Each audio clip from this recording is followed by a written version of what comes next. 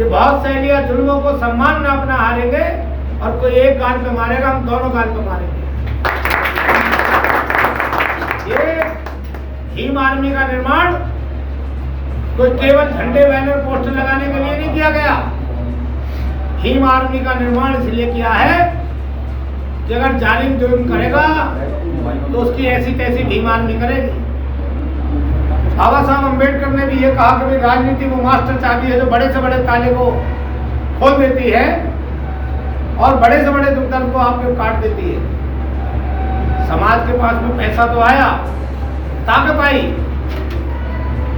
मगर बाबा साहब का जो सपना था उन्होंने किसी व्यक्तिगत आदमी के लिए काम नहीं किया। उन्होंने नहीं किया था काम इसलिए कि मेरे परिवार के लोग संपन्न हो।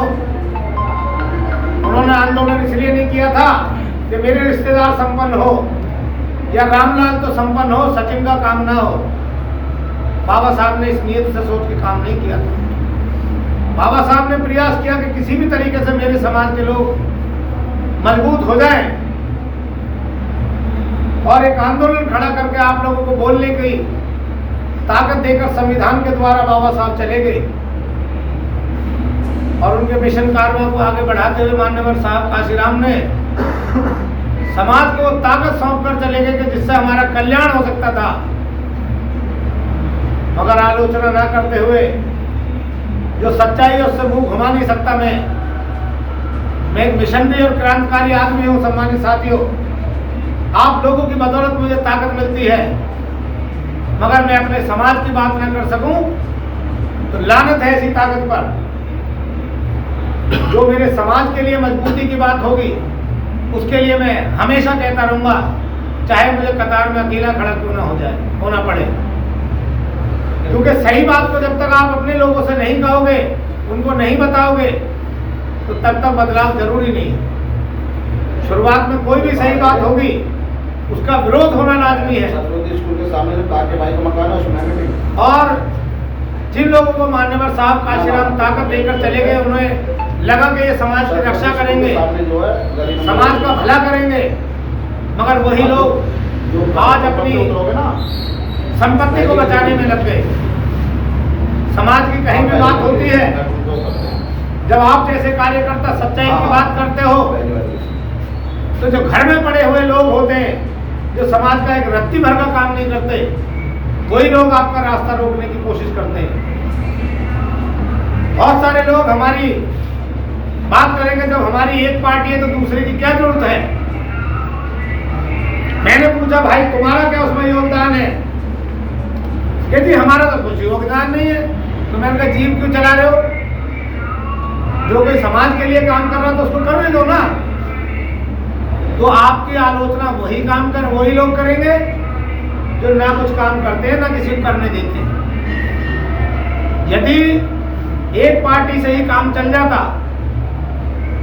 ये भाषण नहीं दे रहा, केवल आप लोगों को इसलिए बता रहा हूं कि समाज में निकम्मे और नकारे लोग जब आपको घेरने की कोशिश करेंगे तो आप अपनी बात को मजबूती से रख सकें और उनको बता सकें कि बाबा साहब अम्बेडकर ने हमें हर तरीके के संगठन दिए थे।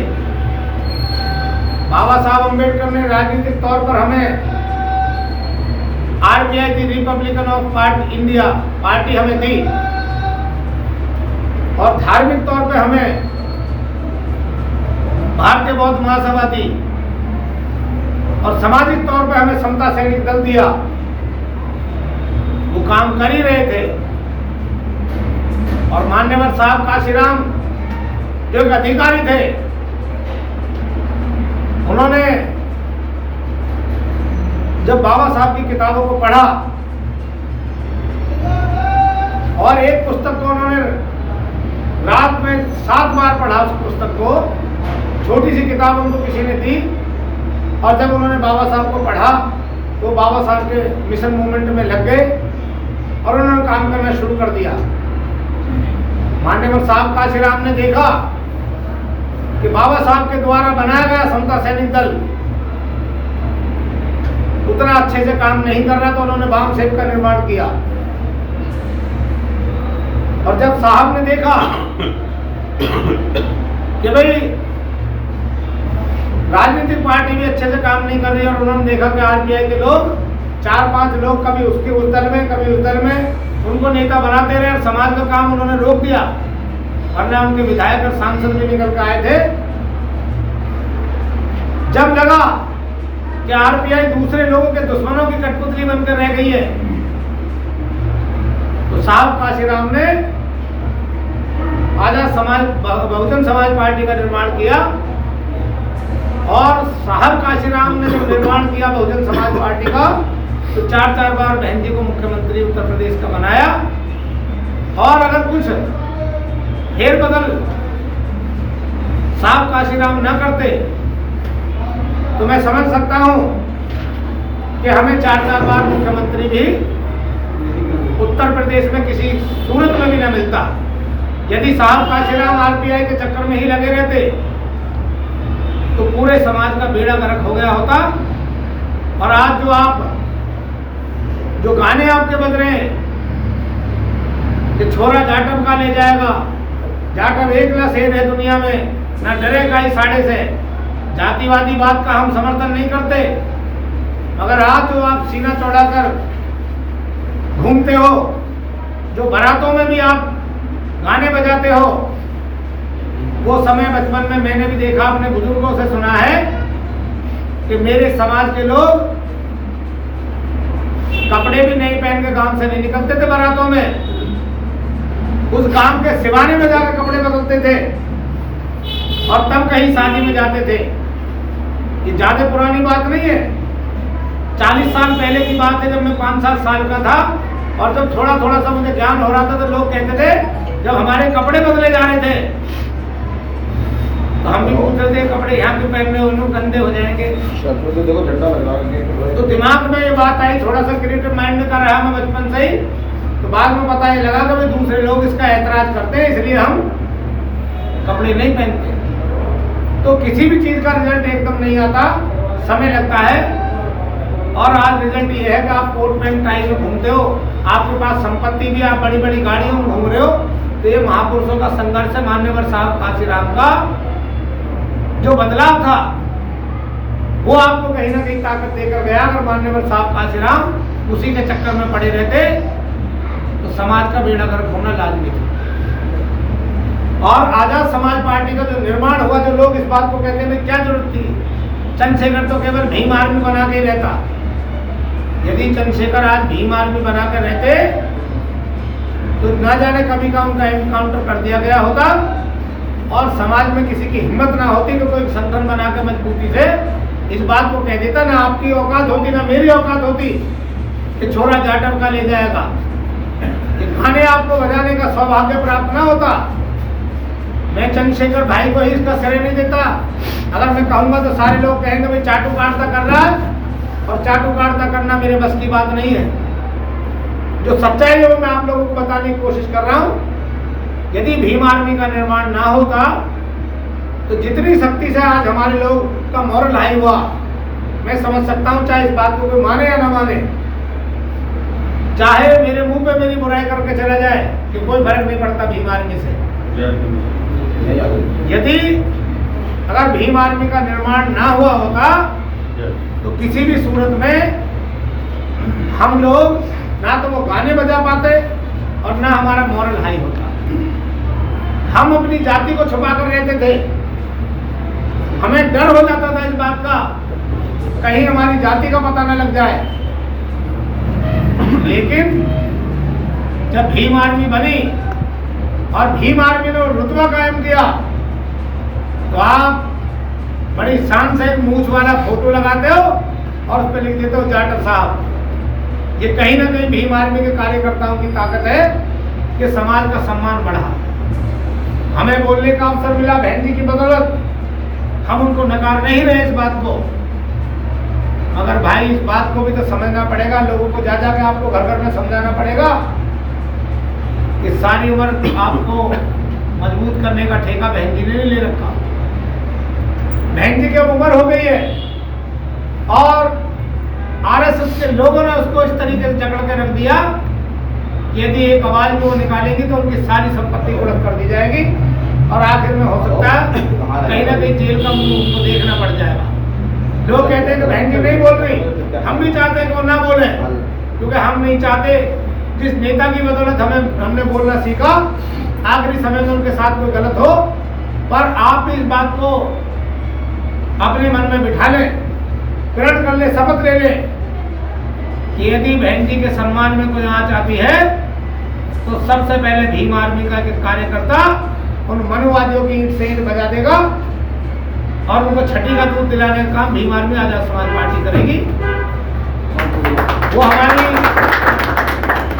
वो हमारी आदर्श नेता है और रहेंगी। मगर ये सच्चाई है कि अब बहुजन समाज पार्टी के लोगों का काम नहीं हो पा रहा।